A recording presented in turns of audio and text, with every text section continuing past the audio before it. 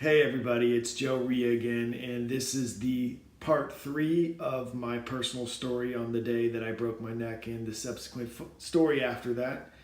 So I'm going to just jump right in and start off where I left off, actually. I had just gotten to the hospital. I'd been wheeled in, and I saw my teammate Tim Dillon. He gave me permission to use his name. Thanks, Tim. And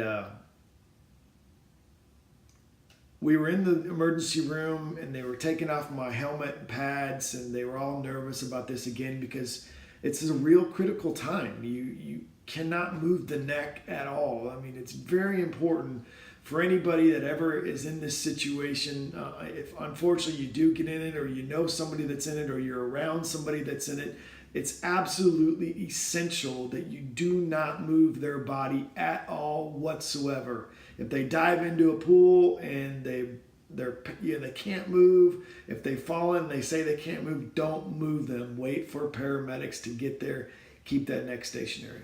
So once they do finally get all my equipment off, they wheel me into x-rays, and I'm vaguely awake. I'm in and out. I'm very groggy, very tired, sleepy. It took like 45 minutes from what I recall. And then they brought me back into the room, and I'm in the room by myself, and I hear the doctor and my parents out there talking, and I heard him say, "Your son broke his neck." And I instantly went into shock, and not like screaming hysterically, but I just threw up. I vomited. I mean, it just overwhelmed me to hear that your son broke his neck, and because I knew what that meant. Like I said, I'm one of those weird kids. Well, I was one of those weird kids that remembers everything that they see sports-wise. And I recall watching a Monday Night Football game, and when I was 8, the New England Patriots playing the Los Angeles Raiders, or Oakland Raiders at that time, and Jack Tatum hit Darryl Stingley and broke his neck and was paralyzed on the field, and that's what went through my mind. Then they had said that, this facility is not capable of taking care of me, so they had to transfer me to another hospital, which was about 30 minutes away, called Shawnee Mission Medical Center. Took a couple hours to get there, from what I understand, and the next 2 days are really, really groggy for me. The one thing that I remember is hearing this constant sound, and I kept thinking as I was dreaming and in and out that I was in a helicopter.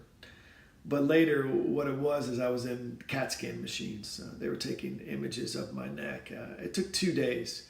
So 2 days of me being paralyzed from the neck down, 2 days of my family having to sit and wait and wonder what the diagnosis was, what had actually happened to my neck. Would I be paralyzed for the rest of my life? Would I get up? What was going on? Then my doctor walked in on September 13th, and he said, your son has fractured his neck. He fractured his 4th and 5th cervical vertebrae. You have 7 vertebrae in your neck. The higher up you go, the worse off it is. The higher up at 1, 2, and 3, and 4, it affects your breathing. And that's why I could barely breathe. I could barely speak. It affects your phrenic nerve. And I had fractured my 4th, my 5th, and compressed my 5th, and herniated my 7th. So needless to say, my neck was in pretty bad shape. But however, there was one positive thing out of all of this, if there's anything to be positive out of it. Remember I spoke about bone fragments that can move around in the spinal column?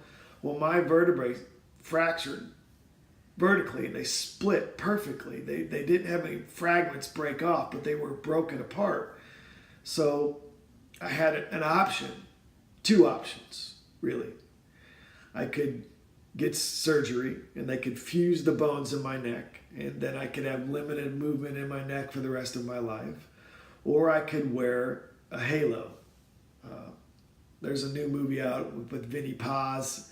I think it's called Bleed for This or something along those lines, and you see the guy wearing the halo. Well, I had no idea what a halo was at that particular time. My folks had no idea, and so they explained it to my folks, and they decided that that would be the best route for me because it would give me the best opportunity to have movement in my neck later on. This next part isn't going to be easy to hear. So if any of you are squeamish, just be warned, okay? Because this is not fun. So remember, I'm 14. I'm still thinking about my life and thinking about everything that's going on. And they say, okay, well, first we have to shave your head. And I'm like, what are you talking about? Shave my head. Why are you going to shave my head? Well, they sit me up and I notice that there's like balloons and shit on the wall. I'm like, where am I? And they're like, well, you're in the children's ward. And I'm like, I'm not a child. And well, as an adult now, I realize that 14 is still a child. But so they shave my head in this spot. And after they shave my head, they pull out a needle and they say, we have to numb your skull here, here, here, and here. And I'm like, why? What's going on? A needle hurts going into your head. It's very thin there. There's not a whole lot of anything other than skin and bone. And it hurt. And then while the skull is numbing, they take off any of my clothing. And so I'm bare chested and they put this wool vest with a hard plastic shell around me. And it has 2 metal bars in front and 2 metal bars in back. And then pull out a round metal circular device that slides over your head. And to hold that in place, they pull out 4 steel screws. And I remember thinking, oh my God, what are they going to do to me? And 5 or 6 guys, from what I remember, hold me perfectly still. Because remember, I am still paralyzed from the neck down. I haven't moved in over 48 hours. And so they're holding my head tight. They're holding my body. And then my doctor pulls out a hand crank, just a regular old hand crank. And he slides it onto the first screw. And he says, Joe, you're going to feel pressure. Oh my God. It was like a vice clamping down on my head, and I hear my skull starting to crack as he starts cranking it into my skull, and I'm like, oh my God, I start crying. I'm like, this is killing me. There were 2 sounds that day I will never forget. 2. The sounds of my skull cracking and the sounds of my mother crying. They haunt me to this day. I think about it all the time. It's still there because I have you can see the scars, so I see them every day. I'll never forget that. After he was done with the 4th screw, and they're still holding me, they lay me back down, and I catch my breath, and I notice that there's tears still running down my eyes, and I look at my doctor and I say, am I ever going to play football or baseball again?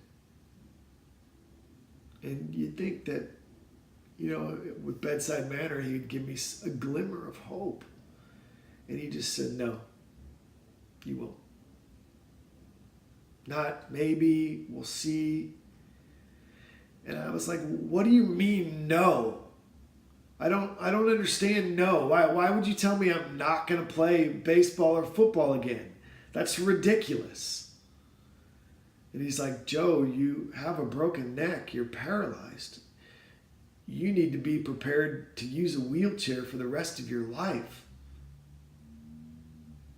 This is not what the next second baseman of the Kansas City Royals wanted to hear.